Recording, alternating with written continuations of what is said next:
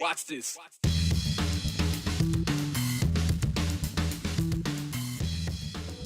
This Friday on the 208 and beyond, we'll start in the City of Trees, where the flag controversy at City Hall isn't over. Boise City Council taking next steps to make their message loud, clear, and legal. From the White House to your radio dial, the Trump administration is going after public media, and your local stations could soon be paying the price. And in the heart of downtown, it's fight night, where two coaches will step into the octagon for a fight of their own. But these local fighters have more in common than just their fighting heritage and where they train. We'll take you there ahead of Front Street Fights 31. The ongoing battle over the flags in front of Boise City Hall took another turn today, just weeks after Boise Mayor Lauren McLean said that the city would keep flying the pride flag outside City Hall, despite a new state law trying to limit what flags can be flown. Well, today there's a new development. Next Tuesday, the Boise City Council, they are set to vote on a resolution that would officially confirm which flags the city considers its own. Mayor McLean says, quote, the city of Boise will continue to fly the flags on City Hall Plaza that represent our community and speak to our values of caring for people and welcoming all. This resolution formalizes which flags are considered the official flags of our city. And in case things get legal, the city just accepted free legal help from a team of local attorneys at Holland and Hart, ready to defend the city pro bono if a lawsuit lands over any of this. Of course, this all roots back to the State House, House Bill 96, which bans government entities from flying any flag that's not on a short official list. But here's the thing. Idaho's own Attorney General says there's no way to enforce the law. Even the Ada County Sheriff said the same thing. So now what? It's all kind of a standoff, but the public can watch the latest chapter during Tuesday's City Council meeting. You can go in person at City Hall or stream online. Late Thursday night, President Donald Trump signed an executive order directing the Corporation for Public Broadcasting to end funding for PBS and NPR. The White House claims that the network uses taxpayer funds to spread radical woke propaganda disguised as news. Aspen Shepard has more about how these cuts would impact public television and radio here in the Treasure Valley and state of Idaho. Independence of public media is under attack. A recent move from President Donald Trump seeking to end federal funding for public media outlets sent shockwaves through stations in the Gem State. The executive order threatens to dismantle the essential services we feel we provide across the state of Idaho. Tom Michael, the general manager at Boise State Public Radio, disagrees with Trump administration's characterization of public media outlets like NPR and PBS deliver biased, partisan news. We have a mission of service to the country, of nonprofit service, and we uphold that here in Idaho, and we've been doing so for nearly 50 years. NPR nationally receives about 1% of its funding from federal sources. For Boise State Public Radio, who is an NPR member station, Michael says for Boise State Public Radio, about 20% of its budget were from federal funds. Cuts to federal funding would negatively impact the ability for stations across a rural network like ours to serve our areas, not just news, but weather, emergency alerts, and other critical information. News and alerts the public can access for free, like during emergencies. Several years ago, the Four Corners fire was raging outside of McCall. I heard our All Things Afternoon host share the evacuation orders from Valley County Sheriff. For rural communities where commercial coverage is limited, the stakes are even higher. These are important services that public radio and public television are the backbone of. In fact, we are part of the National Emergency Alert System, and it's important that we send out alert signals to people in need, to people who might not have internet connectivity, to people who might not even have electricity. I think of a tribal radio station up on the Nez Perce Reservation in Nunipur called KIYE, that more than 50% of funding from the Corporation for Public Broadcasting helps support that community. For Art Gregory, a longtime media admirer who is now the president of a nonprofit, the history of Idaho Broadcasting Foundation. He says public media has deep roots in Idaho. It's the greatest gift that people have to be able to turn on a radio or a TV station and get news, information, entertainment, and everything for free. Gregory agrees that public broadcasting fills critical gaps in media coverage. These rural areas that are underserved are served by the public media. As someone who thinks public media outlets in Idaho do not fit into the biased narrative its member companies are getting, Gregory remains optimistic funds for them will continue. We're not talking about a lot of money, and hopefully all the parties can come together and work this out without having to cut any funds.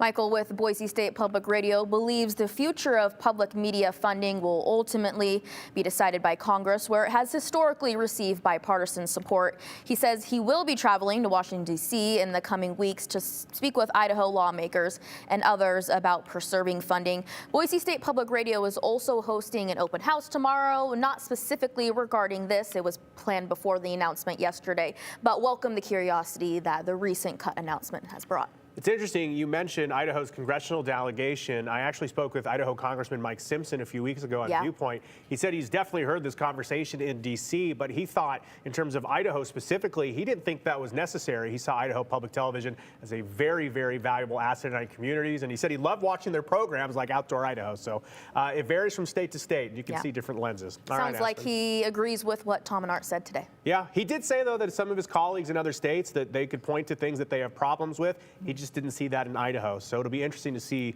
what these congressional conversations look like at the higher level. Yeah. All right. Thank you, Aspen.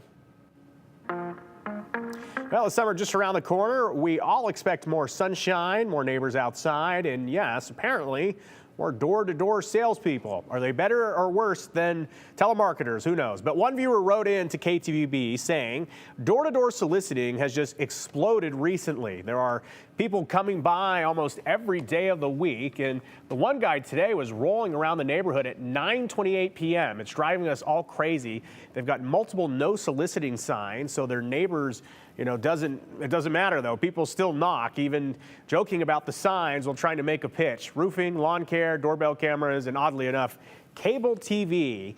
Well, the viewer called it a nuisance and asked if we could offer any advice. And as it turns out, so did the Attorney General. Idaho AG Raul Labrador just put out a consumer alert warning about scammers using door-to-door sales. And one trick, they claim that they're offering a free energy audit as a part of a government program. But here's the thing, there is no such program in the state of Idaho. That's just a line to get inside your home. And Labrador says you should never feel obligated to open the door or let someone in without verifying who they are.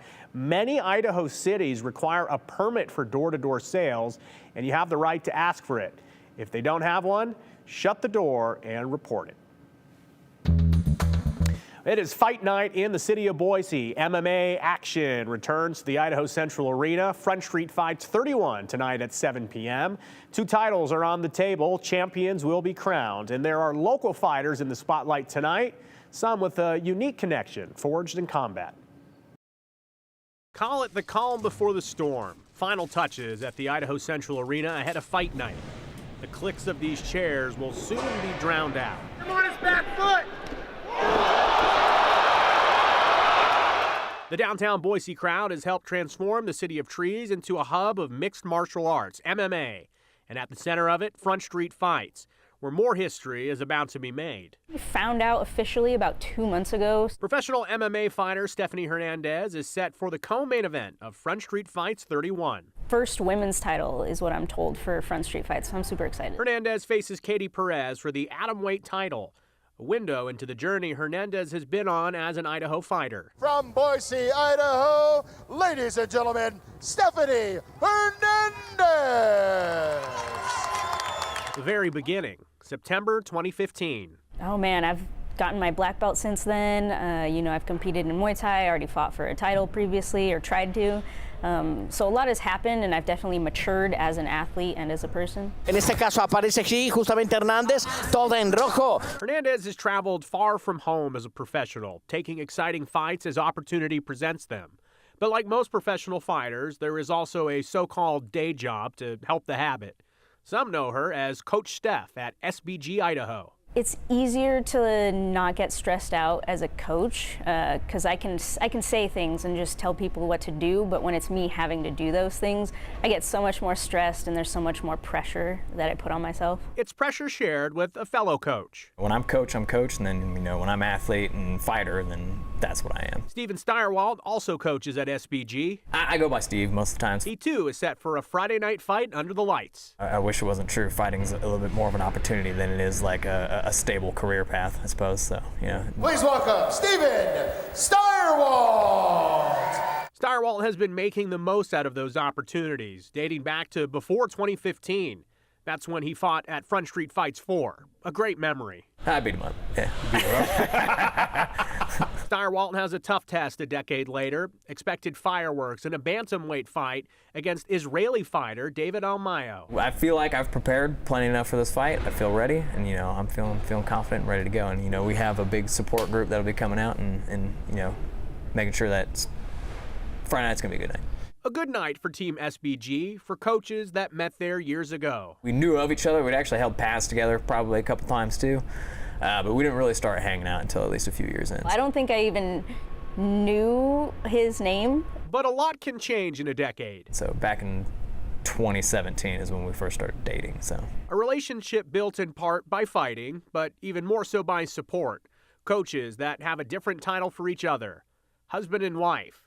A couple both set for battle. It's a little stressful because I do want to watch, but I know I'm going to have to get ready, and I can't let the emotions of whatever happens in his fight carry over. I almost have to be emotionless in that regard, but it also makes me feel sad that I can't be emotional for him. The nerves are still there because I want my wife to do well. But I mean, it's no different than when I just go out and watch her fight myself.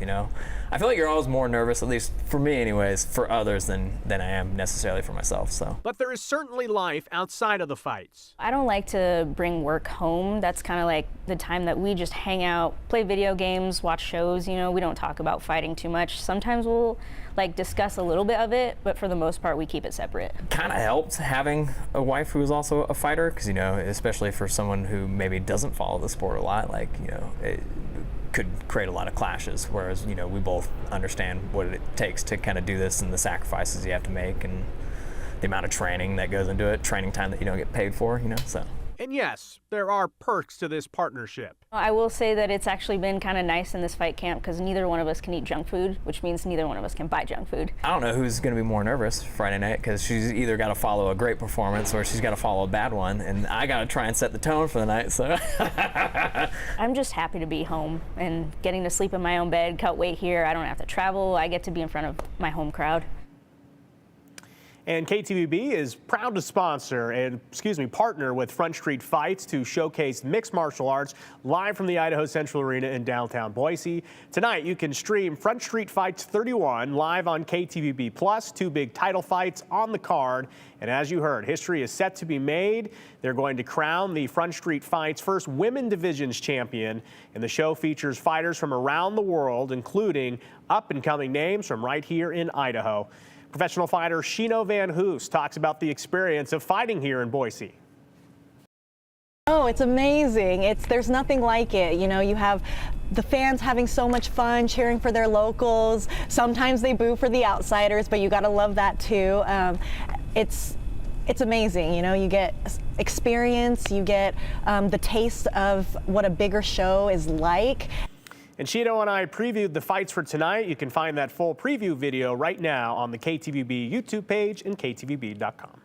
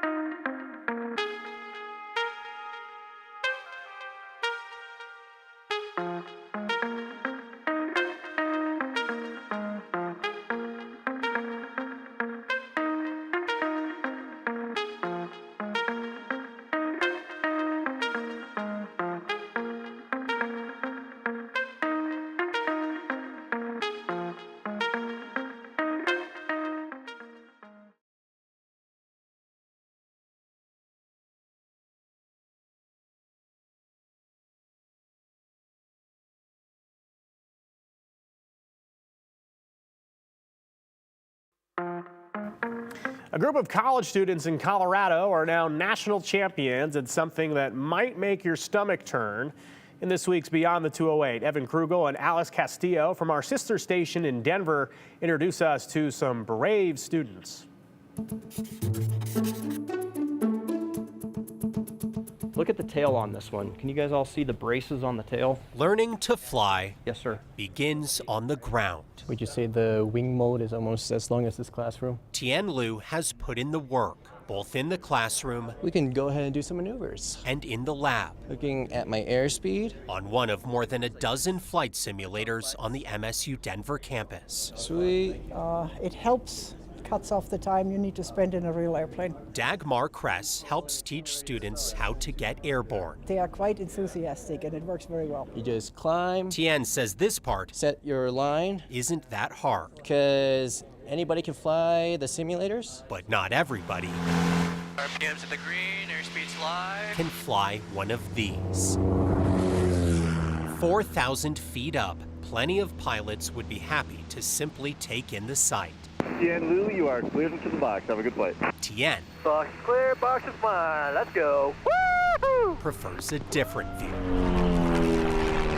Oh, look at that, upside down. Tien is an aerobatic pilot, one of the best in the country. 1,000, 1,000. Yeah, he's good at what he does. Vince Evans looks up to Tien Yeah, very nice. in more ways than one. Thank you, Tien. From below, Vince helps guide Tien through his dance in the sky. Flying aerobatics is like dancing. It's a rhythm. 1, 2, 3.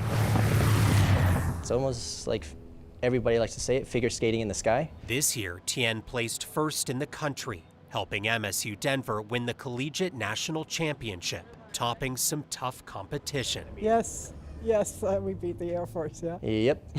Kind of surprising, right? What's even more surprising is what scares Tien more than this. It's the control, right? Like in the air, basically you are one with the aircraft. If you control the aircraft does not control you. In a roller coaster, I can't control anything. If it gets stuck, I'm like, great. Tien is so comfy up here, these turns don't even make his stomach turn. Some people, they cannot eat food beforehand, so it's different for everybody. So we're just gonna repeat these 2 maneuvers. Okay. Tien recently graduated There's no need to rush. Okay. and is now a flight instructor and coach at MSU Denver. Okay, now use your left hand like this, and then that. Brace it like that? Yep. He's hoping to inspire current students like Vince to soar to new heights. Kind of see him out there and doing his own thing and having some fun. That's what it's all about. Even the coach is still training to get better. Okay, he's coming into land. He knows every landing won't be perfect, Not the best. It was still beautiful, Tien. 4 out of 10. but every flight is another chance to learn. Great landing. In Fort Morgan, Evan Krugel, 9 News.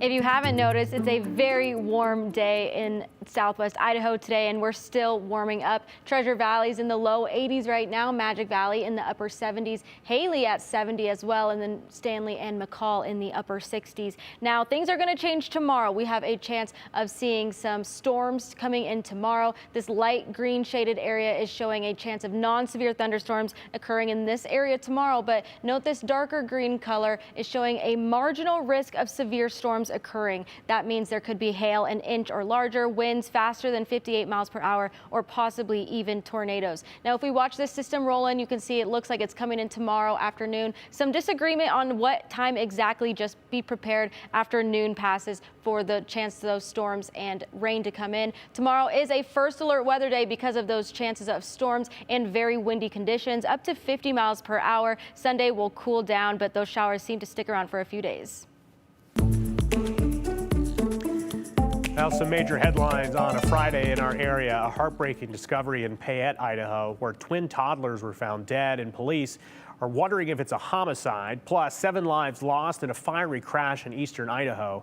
On a much lighter note, the St. Jude Dream Home kicking off their weekend tour. Jude Binkley has the 411. 18-month-old twins were found dead in a Payette home yesterday morning. Now, police are investigating the deaths as a homicide. Police say a family member called 911. They responded to a home in the 1300 block of North 19th Street. That's in the Northgate Mobile Park. Officers say when they arrived, they found both toddlers dead in a bed they shared. As of now, no arrests have been made. Payette Police Chief Gary Marshall says autopsies are being conducted at the Ada County Coroner's Office. Their names have not been released. 7 people are dead after a 2-vehicle crash in eastern Idaho. It happened last night just before 7:15 on eastbound Highway 20 near Henry's Lake. Idaho State Police say the crash involved a Dodge Ram pickup and a Mercedes passenger van, which was reportedly transporting a tour group. ISP says both vehicles caught fire after the crash. 6 of the 14 people inside the van died, as well as the driver of the pickup truck. The crash remains under investigation. Tours for the St. Jude Dream Home start this weekend, and you don't want to miss a chance to check it out. The open house event goes from tomorrow through May 18th. Wednesday and Thursday tours start at 5 p.m. and end at 8. Friday and Saturday tours are noon to 8 p.m., and Sunday tours are noon to 6. The Dream Home address is 8269 West Showhorse Drive in Star. Don't forget to sign up for the open house prize, a $10,000 shopping spree at More Furniture. And a reminder, we will draw the winner of the house plus all the other prizes Wednesday, June 11th. And that's the 411 on the 208. I'm Jude Binkley.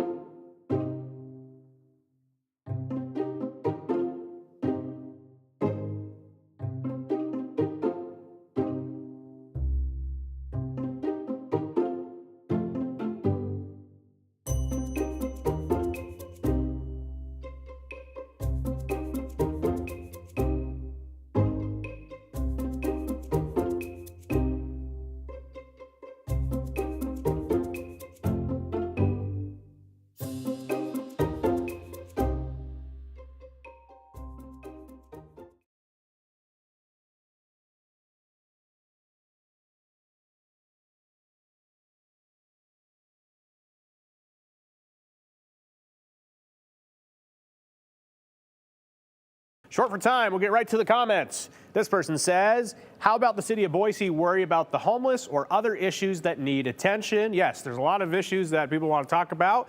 The flag has certainly taken up a lot of time. Deb says it's important and necessary to ask for evidence of erroneous statements of woke and bias. Our constitutional right to freedom of the press may mean President Trump doesn't have the coverage or like the coverage he gets. So we will follow both of those storylines into next week. Have a good weekend. Continue with us and watch free now on the KTVB Plus app everywhere you stream.